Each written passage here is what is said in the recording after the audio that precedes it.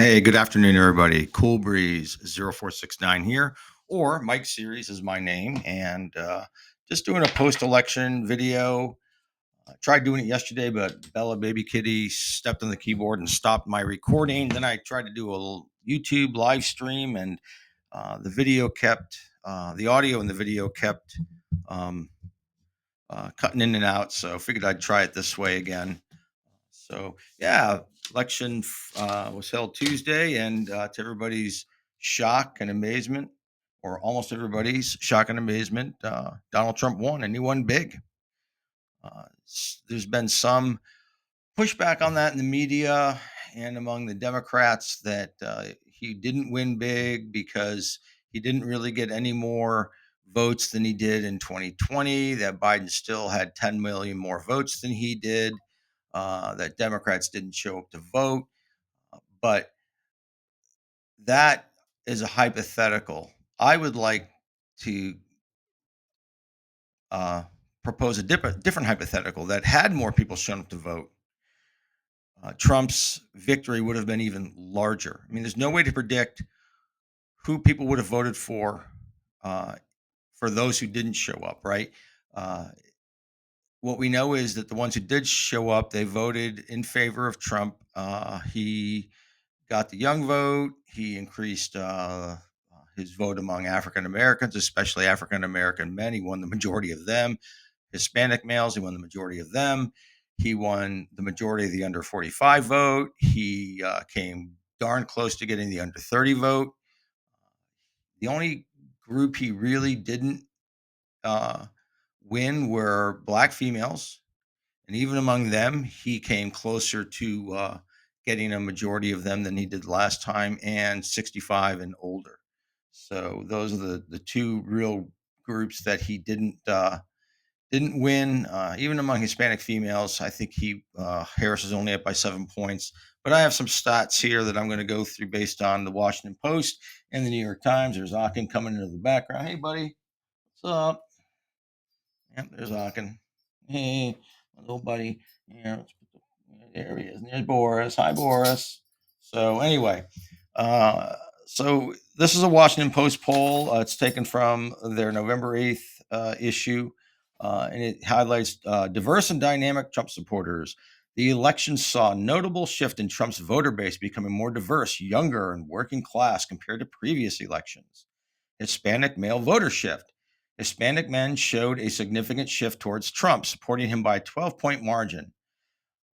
By comparison, in the past four election cycles, Democrats took them by a 20-point margin. So it's a 32-point shift. There it goes, a little better, right?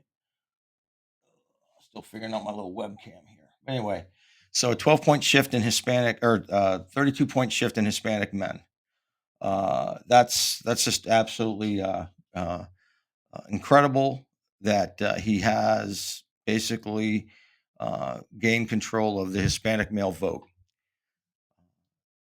Gender-based shifts, both men and women showed shifts towards Trump. Men supported him by a 13-point margin, while Harris's support among women decreased from 15 points in 2020 to 8 points in 2024. So, in other words, Trump shifted the woman vote towards him. I mean, she did get the majority of women, but Trump increased his minority or plurality of the women that vote for him. So that's a shift as well towards the Republicans. Among Hispanic women, they continued to support Harris, but the margin decreased to 22 points in the 2024 election, down from 39 points in 2020. So even among Hispanic women, the shift was even greater, 17 points. That's really just astounding. The youth and age dynamic. Youth voters still backed Harris. Hey, Bella, but but it was her weakest performance since '04. Voters under 30 shifted 13 points towards Trump. In the 45 to 64 age bracket, Trump led by 10 points. Again, older voters split evenly, 65 and up, they split evenly between Harris and Trump. So she didn't even win majority of the older vote. Educational divide. Voters without a college degree supported Trump by a wider margin than any Republican since '84, and that would be Reagan, with a 14-point lead. Uh, Just to give you an example, in '96, Bill Clinton won this group by 14 points. This is a 28-point shift. Again, very remarkable. Um, the Catholic vote. This is a real stinger. Catholic voters showed a dramatic shift towards Trump, supporting him by 18 points, a reversal from 2020 when Biden won this group.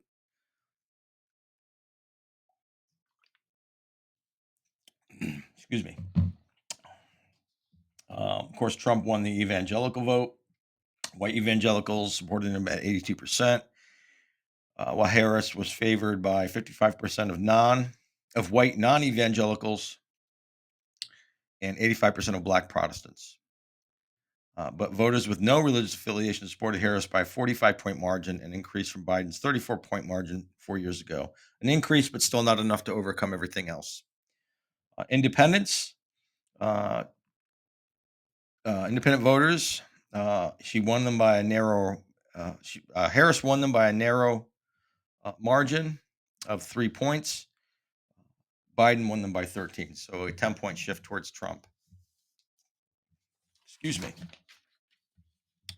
This is the Hill. And it says the sheer scale of the Trump shift among Latino men was one of the most startling discoveries in the CNN exit poll. Now, the Hill amalgamated other polls, not their. They didn't take their own poll. The Washington Post poll was done by the Washington Post, and just for note, it had what 22,000 respondents, 23,000 total, and that included mail-in voters. That was the Washington Post poll. This is the Hill. It says back in 2020, Latino men went for President Trump, or pardon me, President Biden by over President Trump by a 23-point margin, 59 to 36. 4 years later, they flipped to voting for Trump over Harris by a 12-point margin, 55% to 43%. So just a huge shift in Latino men. Uh, it says the gigantic swing among those voters contracted with him, or modest swing among Latinas, whose 69% backing for Biden in 2020 trickled down to 60% backing for Harris. So even among Latina women, although she took outsized majority of 60%, still 9% less than it was for Biden. And that's quite remarkable considering, Operation Aurora that Trump has promised, the mass deportation of illegal immigrants. You would think that Hispanics, being the largest subgroup of immigrants in this country, that and the largest subgroup of illegal immigrants, that it's going to impact them the most. And yet, a majority of Hispanic men and 40% roughly there of Latinas um, voted for Trump. So apparently, the rhetoric that Trump spouted was not as great a factor in the election as Democrats had hoped, and they're I guess they just I mean they don't consider the specter of a mass deportation as either something they believe will happen, or even if it does, something that they're concerned with.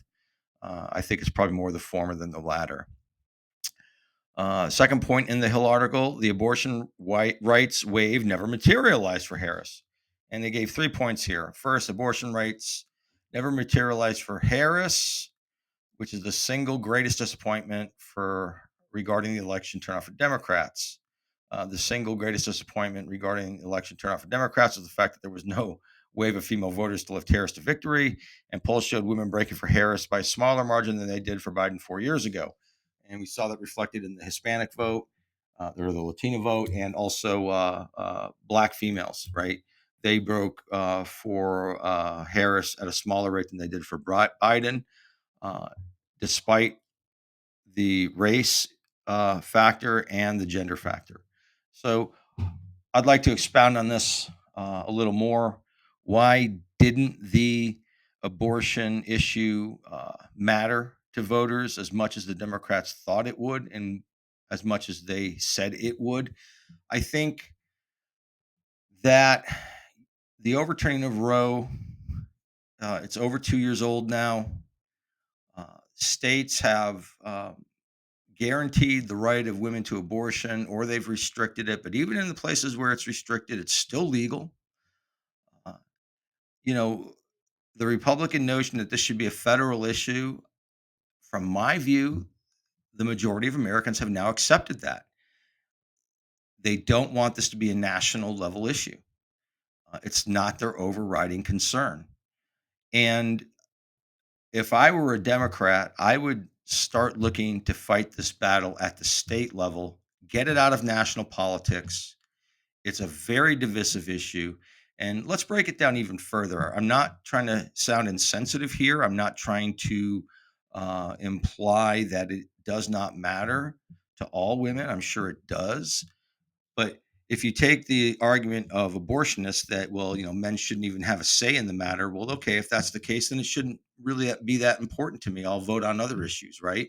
My pocket, uh, inflation. I mean, I'm saying it's not important, but if I don't have a dog in the hunt, if that's what I'm to believe, then other things will take its place in importance. All right, two, even among women, there isn't a consensus that abortion should be legal all the way up until the point of birth, right? Some women think it should be, some women think there should be some restrictions, and some women think it should be outlawed. So even among women, it's not monolithic. Uh, the the understanding of how of abortion rights, and thirdly, this is where I'm gonna tread carefully, but if men, because we're men and can't have children, uh, shouldn't have a say in abortion, then what about women who can no longer or were never able to have children? Do they have a say in the matter as well? It's just a question. Think about it. But where my mind goes is if a person can't have children, then abortion matters less, and they will then find other topics to replace abortion as their number one voting issue. So again, I think that if Democrats want to fight the abortion issue going forward, it should be done at the federal in a federalist approach, meaning in the states, out of the national spotlight. I just don't think it's a winning issue for them, and uh, the polls, at least in this election, bear that out. So it says a mixed picture. Oh, the young vote shifted several notches to the right. This is again going back to the Hill. This is my third point. Exit polls bore this out with younger voters overall showing a clear shift towards Trump among those under age 30. Harris's edge was a mere 5 points. According to an AP Fox survey, Biden prevailed by 25 points, a 20-point shift in the 30 and under vote to Trump. Male voters under the age of 45 moved from giving Biden a 7-point edge in 2020 to backing Trump by 6 points in 2024. So 13-point shift, but Harris's advantage with women under 45 was also just 12 points, half of the 24-point edge Biden enjoyed. Again, going back to that abortion issue, it just wasn't the winning issue that Democrats thought it would be. And for the reasons I stated previously, uh, women are not a monolithic voting bloc when it comes to abortion. There's a lot of diversity in the opinions of what should be and should not be legal. So, and then again, if a woman can't have children, perhaps they replace abortion with other issues that will matter more to them. Uh, Four, a mixed picture on the black male votes. CNN exit poll showed extraordinarily slight difference in black male voting behavior from 4 years ago. Trump edged up his support by only 2 points from 19 to 21%. And it says that shift could be chalked up to statistical noise. However, the Fox AP Fox survey produced a much more different picture with Trump doubling his share of the black male vote from 12 to 24%. I think this latter one is probably the more accurate because you don't Republicans don't win states like Georgia, North Carolina, Pennsylvania without a large share of African American votes. and they won. And not only did Trump win, but Republican congressional candidates won. I mean, Senator Casey's been unseated in Pennsylvania. That doesn't happen without African Americans voting for the Republican down ballot. Last point, Jewish voters stuck with Trump or stuck with Democrats. But it goes on to say that Arab Americans backed Trump in the majority. And of course, Trump has promised to end the war in Gaza. So that, and of course, we've seen the news reports about how Arabs and Muslims are furious with the Biden Harris administration over their support for Israel. So, what can we conclude from all this? Not to sound like a broken record, but uh, the African American male vote is trending towards the Republicans.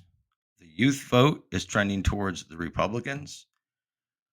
The women, the lady vote, the female vote has trended down for Democrats towards the Republicans. The Hispanic vote, definitely with the males, but even with females, is trending towards Republicans. It's all trending towards Republicans. And if I were the Democrats who have just gone on the assumption that, well, the diversification of the American electorate is in our favor, and the youth vote is in our favor, and the woman vote is in our favor because of identity politics, gender politics, and abortion politics as being our keys to success. You need new keys. The Republicans have made abortion a federal issue. And what I mean by that is it's with the states. Uh, I think that's where the voters are as well. And that's where the future of abortion rights will lie with the states. Uh, Two, the youth vote. Uh, the Biden administration has tried unsuccessfully to forgive student loans. It's been held to be unconstitutional, yet they try anyway. And the Republicans advertise this as just a buying of votes, whatever. I will say this, and I've heard this expressed by many people. Why should I have to pay for somebody else's college education?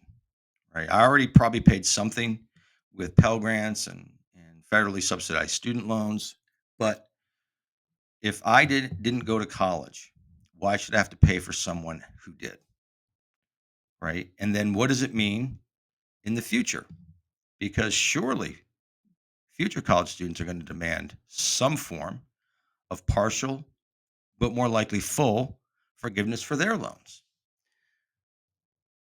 More than half the country doesn't go to college. And even among those that do go to college, the majority never finish. I mean, I learned this when I was a officer recruiter in the Marine Corps. Uh, Depending on what college you go to, upwards of 80% of the students that start a 4-year degree do not finish. So, what you're telling people is pay for this that you never took part in yourself or took part in unsuccessfully or just didn't finish. But yeah, pay for it. Uh, it's like bailing out the banks, right? Why would I want to bail out a bank?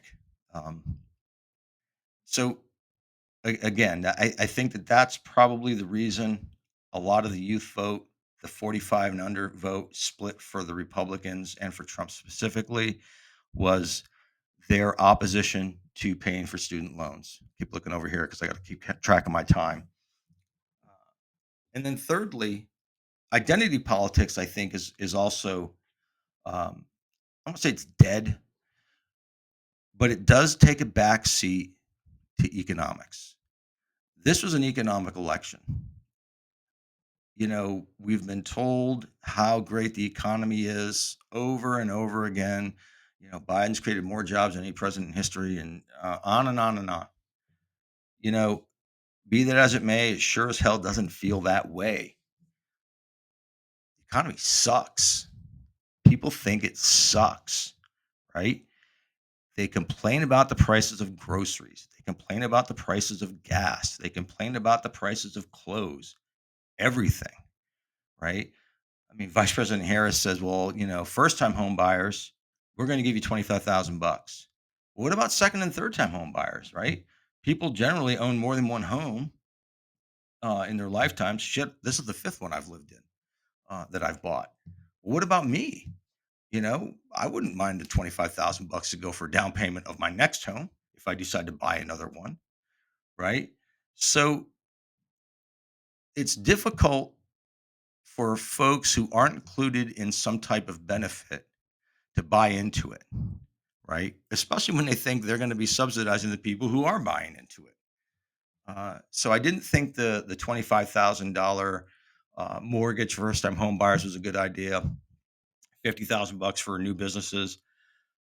The current business owner is saying, "Well, what about me, man? I've already got a business, right? What about me? Where's my 50,000?" Again, it didn't speak to enough people across enough classes that it was going to help them put more money in their pockets, make the electric bill less, the water bill less, right? The fuel bill less, the grocery bill less, right? I got to buy new clothes, make them cost less. Trump had an answer, and you may agree with it or not, but he had an answer, and it was a tangible one. I'm going to drive down the cost of energy, and energy goes into everything. People can relate to that. Now, yeah, you're right. The guy, gal driving the truck delivering the groceries, if that fuel bill is less, the groceries cost less. Delivering clothes to the mall, the clothes cost less. He made a simple, effective argument that people could easily grasp, where it's hard to grasp how first-time home buyers getting 25,000 bucks for down payment is going to help me or help my neighbor. How $50,000 for people starting a business is going to help me or help my neighbor. How forgiving student loans is going to help me or help my neighbor. I know it's going to cost me, but how does it help me? How does it reduce my light bill? How does it reduce my water bill? How does it reduce my uh, fuel bill? Fuck the Easy Pass bill, driving to and from work every day. So Trump had answers for that, and Vice President Harris did not. And when asked, "Well, what would you do differently?" She said, "Well, nothing comes to mind." I mean, that's about as vacant an answer as one can give. And that not only affects her campaign, but the down ballots. Uh, People who might want to vote for, say, the Democratic senatorial candidate say, "Oh, God, they don't have any answers," right? Even if she is elected, even if they do have control of Congress, they don't have any answers. Trump did have answers. They may not be the ones you like, right? But in the absence of no answers, even bad answers sound good.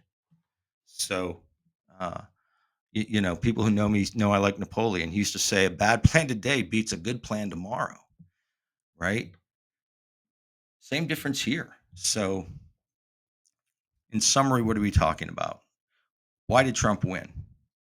Trump had an effective argument for why he should be president. Vice President Harris did not.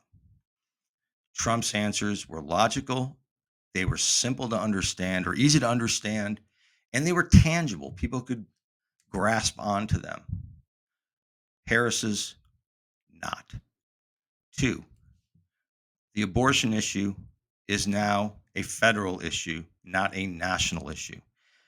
That fight is going to be in the states, not at the national level. It is not going to be a winning issue for Democrats in the future. Third, identity politics. That is not a winning issue. Pitting people against one another as far as race, as far as gender identity, it's not a winning issue, right? The Democrats did or sorry, the Republicans did a great job at making it known about Vice President Harris's past opinions on transgenderism, which I'm here to tell you, Democrats, that is not a winning issue. Uh, Not saying we don't. protect transgendered persons. Of course we do. They're part of our country, they're part of our fabric. But when you tell people that they're racist and they're bigots and they're homophobes and God only knows what else because they don't believe that 5-year-olds should be on puberty blockers, that's not a winning issue. That's a losing issue, and it's a big one. And that's one of the reasons y'all lost. It's one of the reasons the Republicans won. And then lastly, taking voting blocks for granted. The Republicans have not. They've been speaking to these groups for years now on economic issues, protecting their jobs, protecting their industries, right? The tariffs, again, it's tangible. Trump says, I'm going to raise tariffs. It's going to be too expensive to manufacture overseas. Jobs come home. People can grab that. Uh, the in-depth economic analysis, people turn that off. Uh, Even if it's correct, they don't want to hear it. It's not a winning argument. Not saying it's not a winning issue. It's just not a winning argument. There's no way you articulate that so that people can grasp it. So, in summary, I hope that this broadcast has helped some folks gain a sense of what happened on Tuesday, and we wish the president or president-elect well going forward with his agenda, and that he's successful and that he's able to deliver on the things he said he would. Because if he does, things get cheaper and we all can live a little better, right? But it is important to have a competitive two-party system. So we do hope to see the Democrats back at it again competitively, because competition makes everything better. And this is Mike signing off. I hope you all have a great weekend. Remember, God bless each and every one of you. Don't despair. Suicide isn't the answer. 988 is the National Suicide Hotline. So if you're feeling depressed, you're feeling down, call there. There's always someone there to pick up and who will speak with you and help you get through the tough times. Don't suffer in silence. If you're going through hell, keep going. Y'all take care. Bye.